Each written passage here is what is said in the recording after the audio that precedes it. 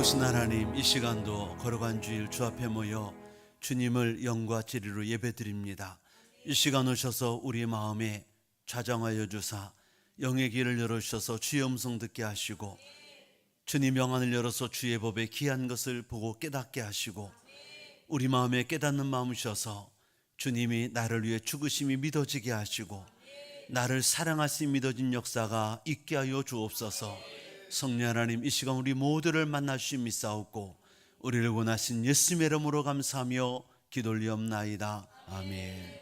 할렐루야. 우리 옆에 분과 인사합시다. 하나님이 귀하를 정말 사랑하십니다.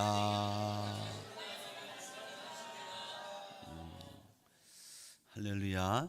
인사할 때는 전후 좌우하시는 거예요. 한 번 더 믿음으로 인사합니다. 귀하는 축복의 통로입니다. 할렐루야. 여러분 다 축복의 통로인 줄로 믿습니다. 3월이 되었습니다. 3월 첫 주예요. 3월은 뭐 생동하는 계절 이렇게들 얘기하는데 맞습니다. 9월, 10월, 11월 열매 맺는 그 열매가 뭐부터 시작하냐면 꽃부터 시작하잖아요. 꽃이 피어야 이제 암술 수술에 붙은 꽃가루가 서로 붙고 열매가 태어나기 시작합니다. 3월은 중요한 달 같아요. 여러분들이 특별히 이제 시작하는 2주 사순절 기간 속에 있지만 여러분의 믿음이 또 믿음의 꽃이 아름답게 피어지기를 주님을 축복합니다. 반드시 연말에 놀라운 축복의 열매가 맺혀질 줄로 믿습니다. 저희가 매월 첫 주 성찬 예배로 드려요. 성찬은 예수님의 십자가 몸 찢기시고 또 피 흘리신 그 사건을 기념하는 날입니다. 그래서 고린도서에 보시면 주님이 말씀하셨어요.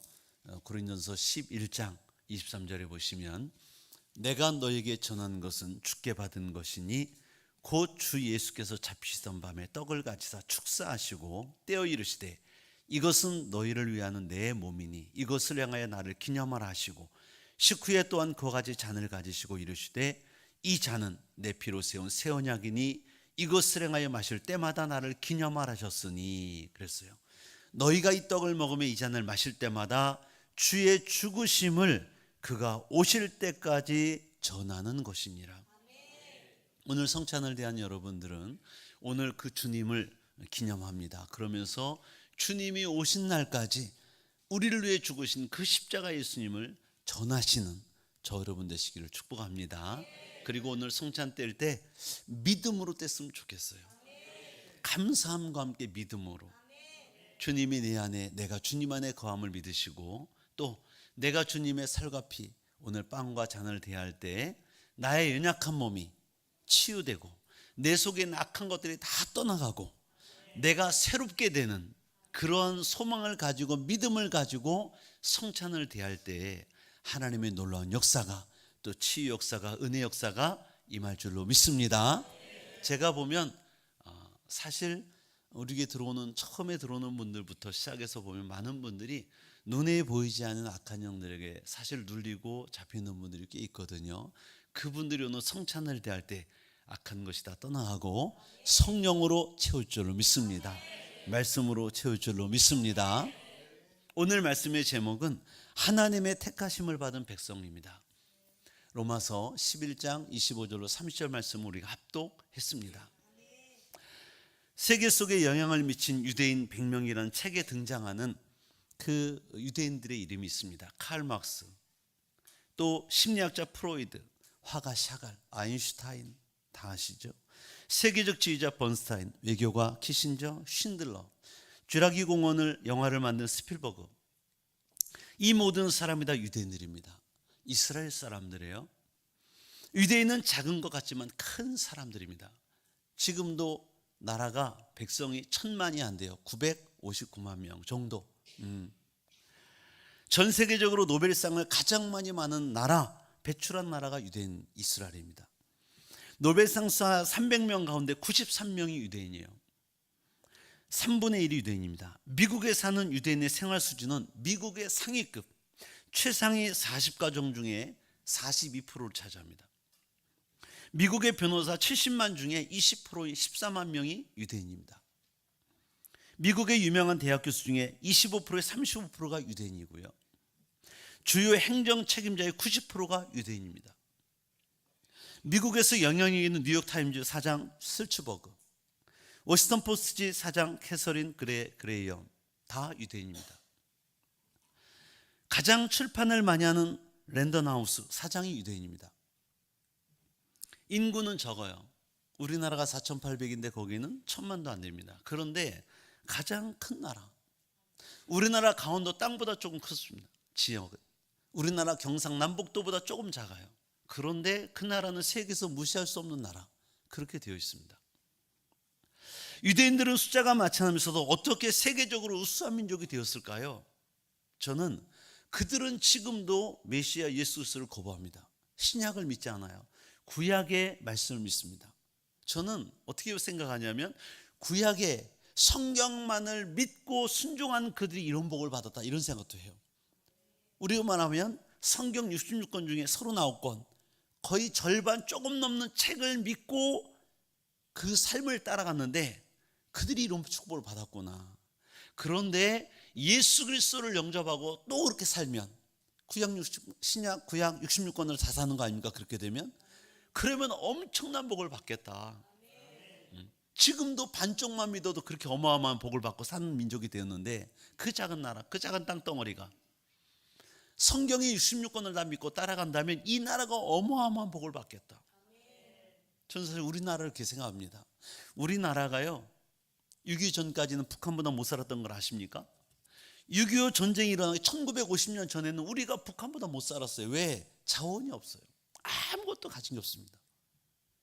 그런데 오늘날 보십시오. 북한과 얼마 차이가 있는지. 하나님의 말씀을 믿고 예수를 영접하고 믿음으로 산 이 나라가 엄청난 부여를 누리고 살고 있습니다. 전 세계 10위권 안에 든 경제대국이 됐습니다.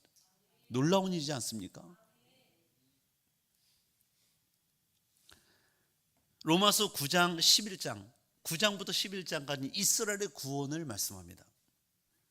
바울의 소원은 동족 유대 이스라엘 민족이 구원을 받는 거예요. 그런데 이방인들에게 복음을 전하면 세례를 받고 변화가 되는데 동족 이스라엘 민족은 안 받는 거예요. 거절하는 거예요. 그래서 심지어 메시아로 오신 예수 그리스도 십자가에 못 박아 죽이는 일까지 벌어졌습니다.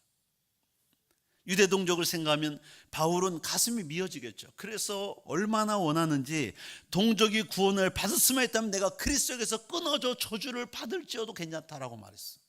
얼마나 간절했으면. 그럼에도 이스라엘은 여호와를 거스르고 예수 그리스도를 거스르고 거꾸로 가고 있습니다. 얼마 전에 통계를 보니까 기독교 인구가 2% 나왔습니다. 2%. 안타깝죠. 오늘 첫째로 이스라엘의 불신앙을 말씀합니다. 여러분 성경을 공부하고 묵상하면서 예수님의 민족이요 메시아를 수천 년 동안 기다려온 그 민족이 왜 예수님을 거부하고 왜 대다수의 사람이 예수 그리스도를 믿지 않을까? 여러분 혹시 궁금하지 않으셨습니까? 요즘에 로마서 말씀을 강의하면서 깨달아지잖아요, 그죠? 아, 그랬구나. 오늘 말씀도 마찬가지입니다. 로마서 11장 1절을 보면 그러므로 내가 말하노니 하나님이 자기 백성을 버리셨느뇨? 그럴 수 없느니라. 하나님이 그러면 맨 먼저 선택한 이스라엘 백성을 버리시지 않은 것이라면 도대체 왜 그 많은 사람이 대다수의 사람이 메시아 예수 그리스도를 믿지 않을까요? 바울 사도는 본문 25절에 그렇게 되는 것은 하나님의 비밀이다, 신비라고 증언합니다. 그럼 무엇이 비밀이고 신비입니까? 25절을 한번 읽어보겠습니다. 읽어봐요. 시작. 형제들아 너희가 스스로 지혜 있다면서 이 신비를 너희가 모르기를 내가 원하지 아니하노니 이 신비는 이방인이 충만한 수가 들어오기까지 이스라엘의 더러는 우둔하게 된 것이라. 아멘. 무슨 말입니까? 이스라엘 백성이 예수님을 불신하고 복음을 거절하는 것이 오히려 복음이 이방인에게 전파되는 기회가 됐다는 말이에요. 복음서에서 예수님은 제자들을 전도하러 내보내시면서 마태복음 10장 이하를 보시면 열린 문 선교 정책을 펴십니다.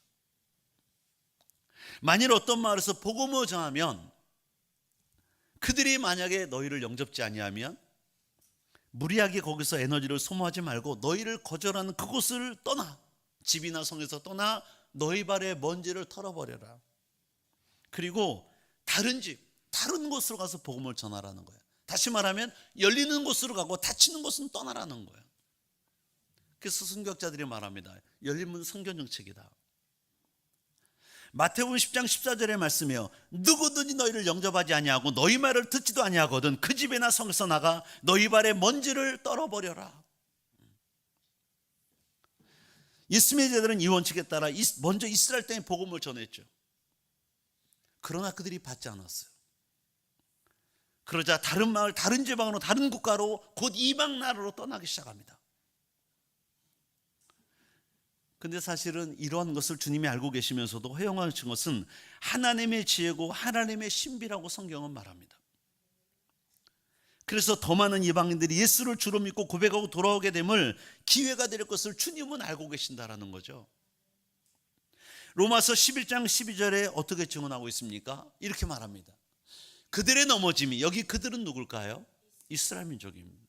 그들의 넘어짐이, 실족이 세상의 풍성함이 되면 이방인들에게는 엄청난 부요가 된다는 거예요. 왜? 복음을 받아들였고 그 복음 안에서 영생과 수많은 좋은 것들을 다 얻는 거야. 여러분, 그러니까 여러분이 주 앞에 나왔어요. 우리가 주 앞에 나왔어요. 영원한 생명뿐 아니라 모든 풍성한 부요를 다 누리셔야 됩니다. 그리스도 안에 있는 모든 부요함을 다 누리셔야 돼요. 할렐루야.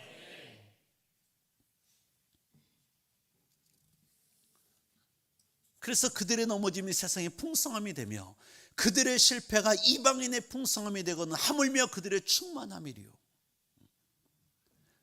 지난 시간에 제가 참 감람나무, 돌 감람나무 비유를 들어 말씀했잖아요. 성경이 말씀합니다.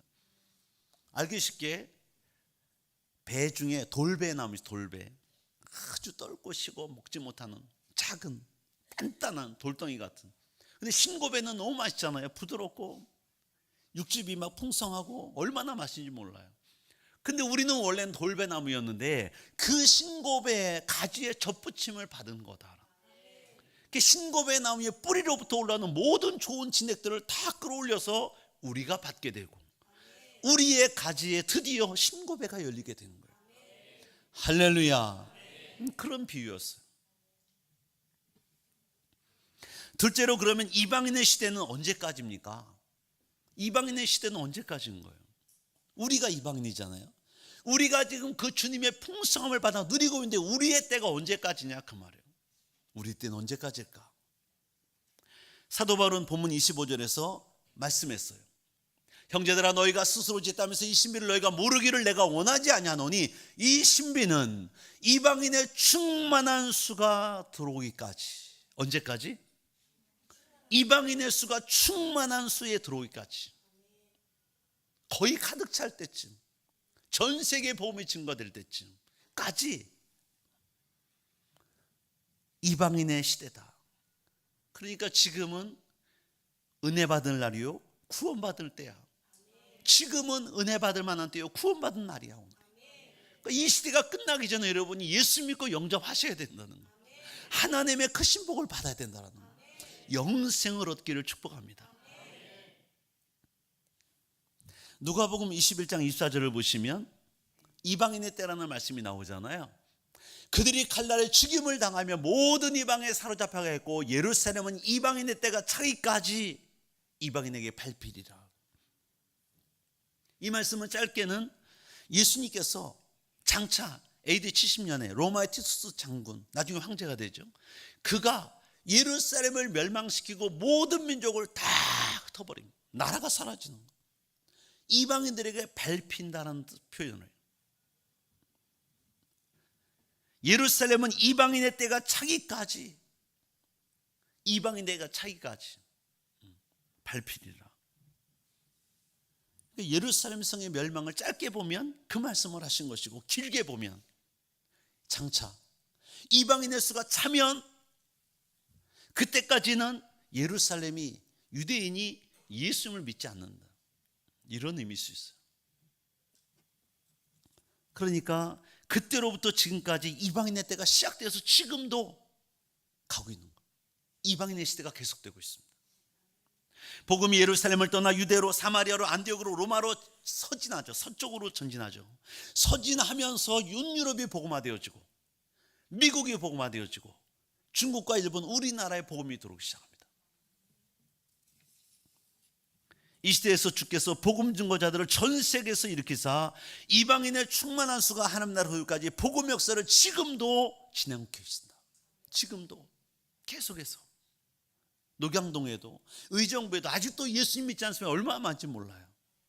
제가 얘기했잖아요.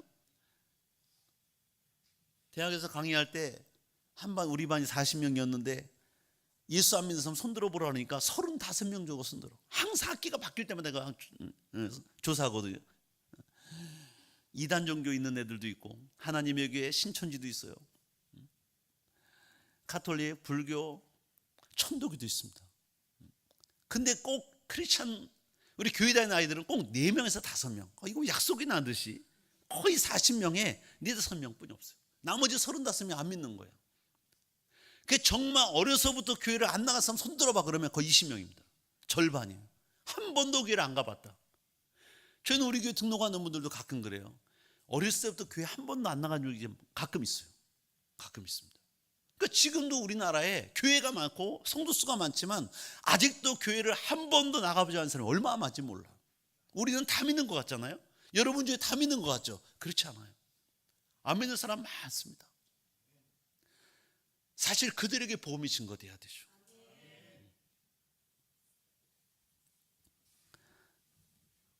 이방인의 때가 계속되는데 문제는 뭐냐면 얼마 동안 이방인의 때가 계속될 거냐. 얼마 동안. 누가복음의 주님의 말씀에 의하면 예루살렘이 이방인에 의해 발표하는 동안은 이방인의 시대라고 말할 수 있습니다. 그러나 이 예루살렘이 이방인의 집에 벗어나기 시작한다면 그것은 이방의 때가 맞춰지고 있는 것을 의미해요. 저희 교회에서 코로나 되기 전에 바로 2019년입니까? 1차 예루살렘 성지순례 갔다 왔잖아요. 그때 여러분 오마르 사원이라고 말하는 황금돔 사원 가보셨죠? 이스라엘 갔다 온 성지순례팀 갔다 왔죠. 예루살렘. 물론 저도 갔었는데 그 안에는 못 들어갔어요. 지금도 이슬람 교도들이 지키고 있습니다. 성지순례 온 사람들 그 옆을 지나가 그냥 구경하고 가는 거야. 거기가 모리아산, 성경에서 아브라함이 이삭을 바쳤던 곳, 그곳입니다. 마호멧의 승천을 기념하는 이슬람 성전인 오마르 사원이 서 있어요. 이것을 마태복음 24장 15절에는 이렇게 말씀합니다. 그러므로 너희가 선자 다니엘이 말한 바 멸망에 가증한 것이 거룩한 선 것을 보거든 이는 자 깨달을진저. 그것이 뭘까요? 멸망에 가증한 것이 뭘까요? 이방의 신상이나 이방전이 하나님의 성전이 아닌 것이 거룩한 곳, 그 예루살렘 그곳에 선 것을 보거든, 그 말이에요. 그러니까 거기에는 지금도 이슬람 교도들이 그 성전을 관리하고 있습니다. 그러니까 만약에 오늘날 누가 예루살렘은 이방인의 지배 아래 있습니까? 벗어나 있습니까? 묻는다면 지금도 지배하고 있다는 표현은 이런 말씀 때문에 지금도 그들이 거기를 관리하고 있기 때문에 예스라고 말할 수 있어요. 그렇다. 이방인의 관리하에 있다. 그러니까 예루살렘이 이방인에 의해 발표하는 동안은 이방인의 시대라고 말할 수 있고 예루살렘이 이방인의 지배에서 벗어나기 시작한다면 이것은 이방인 때가 끝난 때가 되는데 만일 누가 오늘날 예루살렘은 이방인의 지배 아래 있습니까? 벗어나 있을까? 묻는다면 예 아니면 아니요가 될 수 있다. 예라는 의미는 지금도 이슬람교들이 그들을 지키고 있으니까 그곳을 예라는 표현에 들어갈 수 있고 아니요라는 표현은 뭐냐면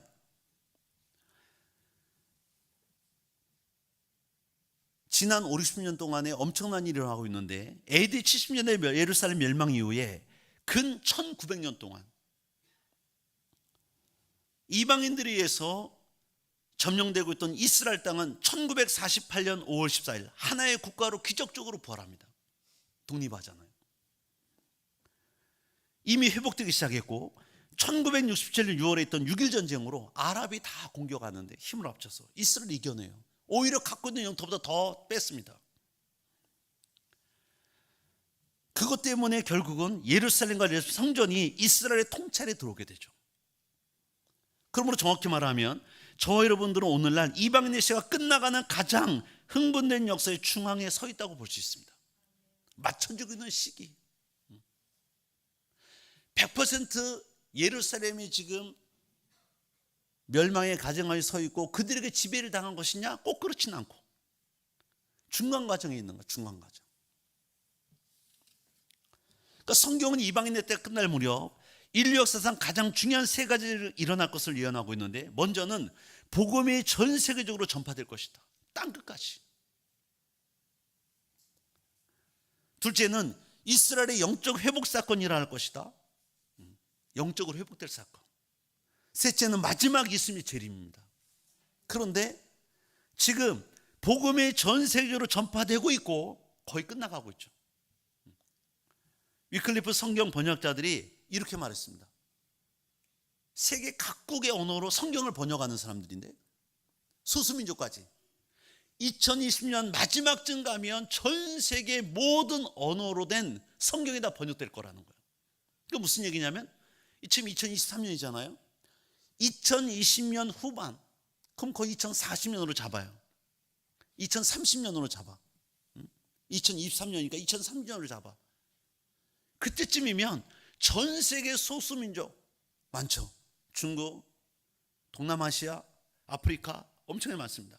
그런 쪽의 모든 성경이 다 번역될 거라. 그러니까 번역된다는 의미는 뭐냐면 읽을 사람이 있었기 게 번역되는 거잖아요. 우리나라 1900년도 초에 우리나라에 한자 성경이 들어와서 번역이 되기 시작합니다. 그죠? 성경이 번역되는 건 뭐냐면 그걸 읽을 사람이 있다는 거예요. 그러니까 이 복음이 이제는 2030년 정도 가면, 2020년 후반때 가면 다 번역돼서 번져질 거다. 끝일 거다. 그러면 그 뒤에 뭐가 일어나냐? 이스라엘의 영적 회복이 일어날 것이고, 그리고 나서 바로 예수님의 재림이 시작될 것이다. 이렇게 보는 거예요. 성경의 순서가. 마태복음 2장 24장 14절을 보시면 이렇게 말씀합니다. 이 천국 복음이, 한번 다 같이 읽어보실래요? 시작. 이 천국 복음이 모든 민족에 증언되기 위하여 온 세상에 전파되리니 그제야 끝이 오리라. 그러니까 이 말씀이, 예수의 복음이 땅끝까지 모든 민족에 전파되면 이제 그때는 끝이 오는 거예요. 주님이 재림하시는. 그러니까 서진하던 이 복음이 이제는 어디로 가냐면 이스라엘로 흘러들어갑니다. 얼마 전에 통계를 보니까 이스라엘의 기독교 인구가 2%예요. 그러나 바뀔 겁니다. 왜? 하나님의 말씀이 이루어지니까. 여러분, 이런 때 우리가 무엇을 준비해야 되냐? 우리의 신앙이 어떻게 되느냐? 이미 성경은 예수님이 마태복음 18장 달란트 비유에서, 누가복음 19장 문화의 비유에서, 마태복음 25장 열처녀의 비유에서 천국을 계속 말씀해요. 주님의 오심을 계속 말씀해요. 여러분, 마태복음 18장 달란트 비유 있잖아요. 천국 비유에서 한 달란트다 다 달란트 맡기고 장사해라. 근데 여러분 아시지만 10달란트 또 5달란트 다 남기잖아요. 한 달란트 받은 자는 나태오 게을러 못 남기죠. 수건에 싸서 땅에 묻어두죠. 누가복음 19장 12절에 보면 주인이 먼 나라로 갔다가 왕으로 귀환합니다. 그때까지 10명의 종을 불러서 문화는 화폐 단위입니다. 하나씩 다 한 문화씩 나눠주고 장사하라는 거예요. 주인이 마침내 돌아오죠. 그건 무슨 의미일까요? 주님이 승천하시고 이제 재림하시는 걸 말씀하는 거예요. 그때 반드시 계산이 있다. 우리에게 맡기신 걸 가지고 계산하시는 거예요. 내가 너에게 한 달란트, 2달란트, 5달란트 주고 왔어. 너에게 한 문화씩 다 주고 왔어. 어떻게 장사했냐 이거. 너희가 이것을 가지고 어떻게 믿음 생활하냐 이거지. 신앙생활 어떻게 했느냐. 그래서 한 문화를 받은 자가 10문화를 남겼습니다. 10골 다스릴 권세를 주셨습니다. 5문화를 남겼습니다. 5골 다스릴 권세를 주셨어요. 한 문화를 받은 자, 주인을 엄하고 무서운 사람 생각해서 수건으로 땅에 쌓아뒀다 그냥 꺼내주는 거야. 뭐예요? 나태오 게으르게 아무 일도 하지 않았다는 거죠. 주님이 책망하십니다. 그것도 빼앗아 있는 자에게 줘라. 그리고 너는 슬픔에 이를 갈미 있으리라. 어두운 데 내가 쫓긴다. 구원은 못 받는. 마태복음 15장 열처녀비도 말씀하잖아요. 5 처녀는 슬기로운 처녀, 5 처녀는 어리석은 미련한 처녀. 신랑이 올 때 우리가 이스라엘의 풍습을 봤어요. 금요일 날인가 제가 영상으로 보여드린 적이 있습니다. 이스라엘 나라는 희한하게 우리나라는 결혼을 낮에 하잖아. 거기는요, 그 영상에 의하면 이스라엘 풍습을 소개하는 영상이었어요. 보셨죠? 이스라엘 청각자 처녀가 약혼을 하면 각자 준비를 해. 약혼이 마치 결혼식과 마찬가지. 약혼한 시기에 다른 사람을 만나면 큰일 납니다. 그런데 준비할 때 거의 1년이 다 돼갈 쯤이면 옷을 다 입고 자는 신랑과 그의 아버지가 아들을 깨우는 거야. 아들아 가자. 근데 한밤중에 깨워요. 희한하죠? 이스라엘 풍습이 그래요. 그러면 그의 친구들과 함께 나귀를 타고 신부 집으로 갑니다. 등불을 켜고 막 가요. 근데 신부의 집에서 들러리 서는 처녀들이 자기 친구들이 같이 자. 근데 거기 보니까 거의 올 때쯤을 알고 있나 봐. 다 신부의복을 입고 옆에 들러리 서는 사람들 이쁜 옷 입고 다 들어놓아 있다 자다가 신랑 온다 소리 들으면 등불 들고 나가는 거야. 실제로 그랬어요. 그때 영상 보니까, 이스라엘 풍습을 보는 영상 보니까 그렇게 하더라고. 그런데 그 열처녀에서 밤중에 한밤중에 더디 오니까 다 졸며 자요. 자다가 소리가 나면 일어나는 거야. 그런데 5 처녀는, 슬기로운 5 처녀는 등만 준비한 게 아니라 이미 등에 기름이 닿아 불이 꺼져가고 있어요. 미리 준비한 기름이 있어요. 그 기름을 넣어서 신랑 맞으러 가는데 5 처녀는 기름을 준비하지 않았어. 등에는 기름이 있었어. 더디 오고 늦게 오니까 다 탔어. 밝게 비추고 길을 떠나야 되는데 못 떠나잖아요. 구워달라 그래요. 안 구워줘요. 기름을 사러 간 사이에 신랑을 맞아. 그 맞은 신랑의 신부들의 친구들과 함께 신랑 친구가 들어가잖아요. 문을 닫아버립니다. 그때 경상에 문을 닫아버려요. 그리고 그 문 안에 들어간 사람들끼리만 잔치를 베푸는 거예요. 야, 예수님이 그 이스라엘의 풍속을 말씀하면서 성경과 똑같은 풍속까지 이스라엘을 말씀하는데 섬찟했어요. 그 문을 못 들어가면 구원이 없는 거예요. 주님 재림하신 날 우리가 그 슬기로운 5 처녀 의미하는 게 뭐죠? 등, 예식입니다. 내가 성도라는 신분이야. 근데 등불에 그 기름은 뭐예요? 마치려는 거예요. 사람이 물과 성령으로 거듭나지 않으면 하나님 나라를 볼 수 없다는 말씀 것처럼 내가 늘 성령 충만하고 늘 성령을 따라 살지 아니하면 주님 못 만날 수도 있다는. 할렐루야. 여러분, 우리가 성령과 동행할 것을 말씀하는 것이고, 성령 충만한 삶, 늘 주님과 함께 사는 거예요. 성령을 따라가는 거예요. 성령을 쫓아가는 거예요. 할렐루야. 그 자는 100% 구원받습니다. 우리 교회는 오순절교단 수목교회잖아요. 여러분, 제가 오늘날까지 금요일마다 또는 다른 때 성령 강림절날 또는 많은 설교 시간에 이 성령 하나님에서 얼마나 제가 강조합니까? 형적인 신자 아닌 이제는 성령 받고 성령 충만한 성도가 돼야 된다. 성령을 쫓아가는 자가 돼야 된다. 슬기로운 5 처녀처럼 기름을 준비한 자. 할렐루야. 나는 우리 교회는 모든 성도들이 주일학교, 중고등부, 청년부, 장년부가 다 한 사람도 빠짐없이 다 성령의 충만 받기를 주님으로 축복합니다. 성령 세례 받으셔야 돼요. 그래서 이제 이 복음이 세상 땅까지 전파되면 주님 오실 날이 극히 가까운 거야. 이스라엘이 회복되면서 주님이 이제 오시는 거야. 그때 우리는 성령 충만한 자로, 할렐루야, 주님이 기뻐하신 자로 서 있어야 되죠. 셋째로, 이스라엘의 회복은 어떻게 이루어집니까? 어떻게 이루어져요?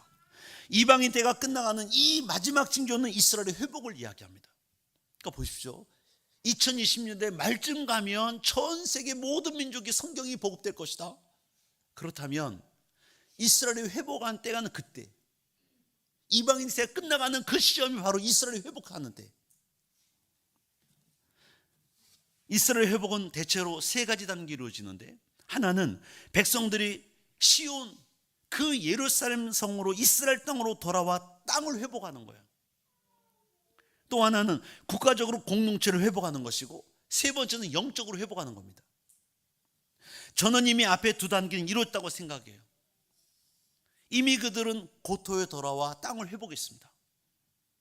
1800년대부터 하나님은 흩어진 이스라엘 백성으로 고토로 돌아가게 하는 시오니즘을 일으키셨어요.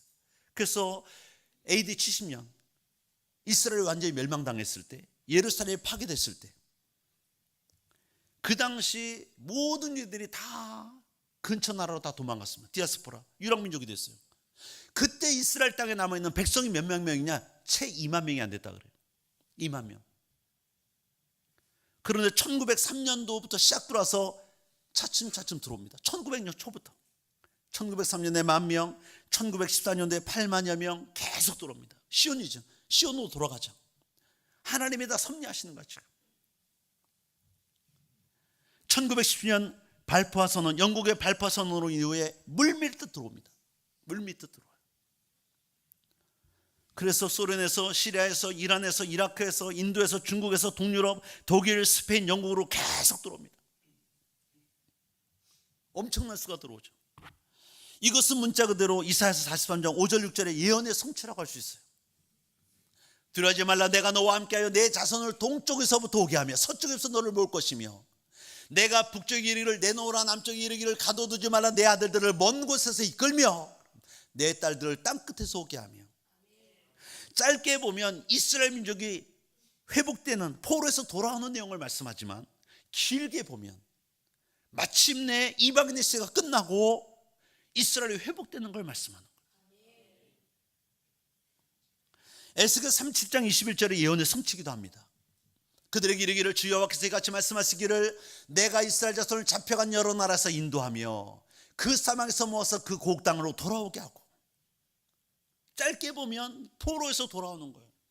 그러나 길게 보면 지금 이스라엘 나라가 회복되는 것을 말씀합니다.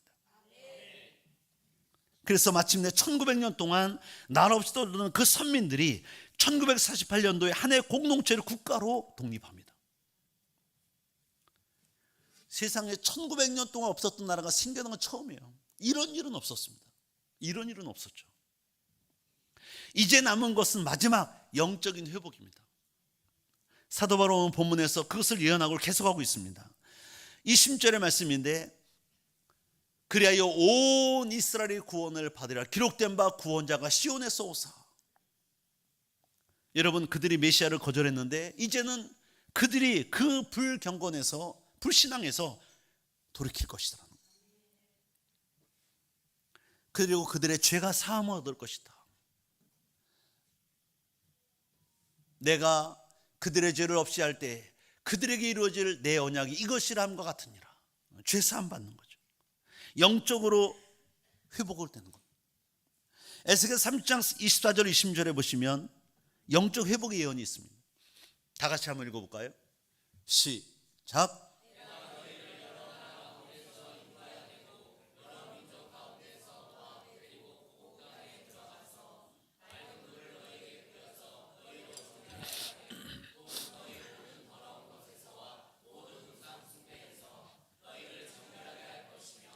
또 새 영을 너희에게 두고 새 마음을 너희에게 주되 너희 육신에서 굳은 마음을 제거하고. 아멘. 짧게 보면 이 예언이 바벨론 포로에 잡혔던 이스라엘 민족의 회복을 말하는 거예요. 그러나 길게 보면 장차 이스라엘만, 이 민족이 회복될 것을 예언하는 것이다. 여러분, 이렇게 이스라엘을 영적으로 깨우는 일을 위해서 지금 하나님께서는 이방인의 크리스찬들을 사용하십니다. 로마서 11장 11절에 이방인의 구원이 이스라엘을 시기나게 할 것이다. 여러분, 그러므로 저와 여러분들은 하나님의 무한하신 긍휼을 먼저 입은 자인 것을 믿으시길 바랍니다. 우리가 하나님의 긍휼을 입은 거예요. 하나님의 사랑을 입은 겁니다. 유대에 한 랍비가 살고 있었습니다. 어느 날 여행으로 지친 나그네가 돌아다니다가 묵을 곳을 찾는데 한 랍비가 그를 자기 집으로 묵게 하고 인도한 거예요. 식사를 하면서 나그네와 대화를 시작합니다. 믿음에 관해 이야기하고 하나님과의 사이 관계를 물어봐요. 근데 나그네가 말하는 거예요. 나는 하나님을 믿지 않아요. 이 말을 듣는 랍비가 너무 화가 났습니다. 그래서 그 자리에서 벌떡 일어나 문을 열고 나그네에게 소리칩니다. 나가주세요. 저는 무신론자와 이야기할 수 없습니다. 여행에 진 나그네는 아무 말 없이 다리를 절면서 나갔어요. 밖은 어두컴컴했습니다. 랍비는 당차게 문을 닫고 식탁에 다시 앉았어요. 앞에는 촛불이 켜있고 성경이 놓여 있었습니다. 그때 주님의 음성이 들리는 거예요. 아들아, 넌 어찌해서 그 나그네를 쫓아내느냐? 랍비가 대답합니다. 주님, 나그네는 무신론자입니다. 무신론자를 집에 묵게 할 수 없습니다. 하나님 믿지 않아요. 그래서 내쫓았습니다. 그러자 하나님이 말씀하시더래요. 아들아, 나는 그를 거의 70년 동안 용납하고 참아줬는데 너는 고작 하룻밤을 못 참아주겠느냐? 그 말을 들은 음성을 듣고 이 랍비가 바로 즉시 나가서 그 나그네를 쫓아가서 다시 집으로 모셔가고 하룻밤을 재웠다는 거예요. 여러분, 하나님께서 무신론자를 70년 동안 참아주신 건 하나님의 긍휼 때문에. 할렐루야. 하나님은 우리를 얼마나 참으셨나요? 우리를 얼마나 참으셨습니까? 저는 우리나라 민족을 봐도 그래요. 우리나라 유불교 나라 1000년이 넘잖아요. 유교불교가 있어요. 우상 섬기는, 조상신을 섬기는 그런 나라를 지금까지 참아주시고 보호하셨습니다. 그리고 마침내 지금 세계 10위권에 드는 경제대국이 되게 하셨어요. 이것은 하나님의 긍휼입니다. 하나님의 긍휼이 있었기 때문에 우리가 매 순간 하나님 앞에 죄인일지라도 마지막 순간에 하나님의 그 크신 내로 구원을 받을 수 있음을 말씀하는 거예요. 오늘 31절 말씀인데 다 같이 한번 읽겠습니다. 시작. 이와 같이 이 사람들이 순종하지 아니하니 이는 너에게 베푸시는 긍휼로 이제 그들도 긍휼을 얻게 하려 하심이라. 아멘. 너희에게 베푸시는 긍휼로 이제 그들도 긍휼을 얻게 하려 하십니다. 하나님께서 택하신 이스라엘 백성들이 우둔해지고 순종하지 않게 된 것, 그 때문에 도리어 우리 이방인들이 하나님의 긍휼을 입은 자들이 되었고, 이방인들이 누리는 그 긍휼 때문에 이스라엘이 시기하여 이제는 예수를 믿도록 하게 하셨다는 거예요. 그렇다면 이제 우리는 하나님의 긍휼하심을 체험하는 가운데 그에 합당한 삶을 살아드려야 될 줄로 믿습니다. 하나님의 긍휼을 거부하지 마셔야 됩니다. 마음을 부드럽게 하고 하나님의 말씀을 믿으셔야 됩니다. 여러분, 그분을 오늘 나의 삶 속에 모셔드릴 수 있기를 축복해요. 오늘까지 주님은 오래 참아주셨습니다. 그분은 사랑의 하나님이시죠. 그분은 동전의 양면처럼 공의도 있으세요. 만약에 공의의 하나님으로 머리에 나타났다면 이 자리에 앉아있을 분이 아무도 없어. 우리는 다 이미 망했어야 되고 멸망했어야 되고 저주받았어야 되고 끝났어야 됩니다. 근데 우리 하나님은 공의의 하나님도 되시지만 사랑의 하나님으로 나타나셔서 오늘까지 우리를 기다려주시고 함께 하시고 참아주시고 오늘 우리 가운데 계신 줄로 믿습니다. 여러분, 이방인의 때의 문이 점점 닫혀지는 걸 아십니까? 마태복음 24장 14절을 말씀 읽겠습니다. 한번 읽어봐요. 시작. 이 천국 복음이 모든 민족에 증언되기 위하여 온 세상에 전파되리니 그제야 끝이 오리라. 아까 위클리프 성경 번역자들이 말했어요. 2020년 후반쯤 되면 전 세계의 모든 민족, 소수민족까지 성경이 보급될 것이다. 그 말은 뭘까요? 그때쯤이면 이방인 시대가 거의 끝나가고 이제 영적으로 이스라엘 회복이 시작될 것이고 곧 주님이 오신다, 이 말이에요. 이건 하나님의 말씀입니다. 저 얘기가 아니에요. 오늘 복음이 온 땅에 전파되어 이방인의 수가 채워지면 마침내 주님이 오실 때가 되는데 오늘 이 복음에 다 순종이 있기를 주님을 축복합니다. 이 주어진 구원의 시기에 열심히 복음을 전하셔서 많은 영혼들을 옳은 대로 인도하는 저와 여러분 되시기를 축복합니다. 우리에게 특별히 지상명이 주셨어요. 여러분이 전도해서 교회만 데려다 놓는 시대는 끝났습니다. 제자를 삼으셔야 돼요.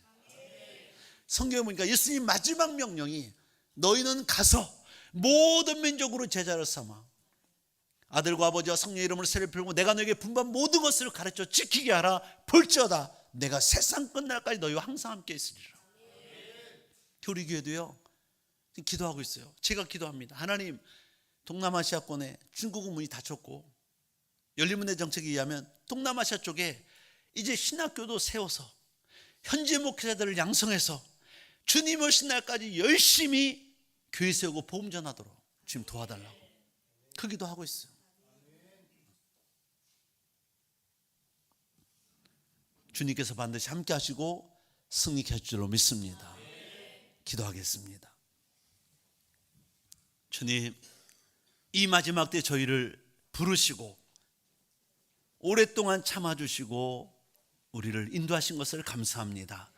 하나님, 오늘 이 자리에 모인 모든 주의 사랑하는 아버지 백성들이 마음을 열게 하시고 부드러운 마음으로 주님 영접하게 하시고 이제 주님 안에서 영생과 예수 그리스도를 통한 모든 좋은 것들, 풍요한 것들을, 부유한 것들을 다 누리고 살 수 있도록, 그리고 우리가 더 나아가 아직도 주님을 모르는 많은 영혼들에게 제자 삼아 그들을 주님의 참된 자를 세울 수 있도록 은혜와 은총을 허락하여 주옵소서. 이를 위해 저와 몸된 교회를 부르셨습니다. 세우셨습니다. 아버지, 성령님 일하시옵소서. 저희를 사용하여 주시옵소서.